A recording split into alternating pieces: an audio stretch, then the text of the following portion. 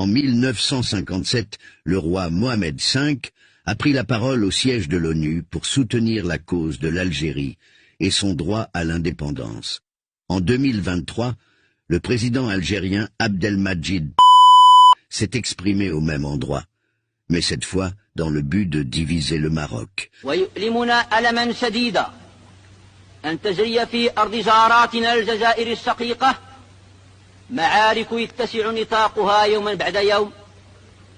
وما أشد رغبتنا في أن تباشر مفاوضات بين جميع من يهمهم الأمر لتسوية النزاع القائم، ونتطلع إلى الوصول إلى تصفية نهائية لظاهرة الاستعمار مع آخر مستعمرة إفريقية، حيث لا زال الشعب بأكمله في الصحراء الغربية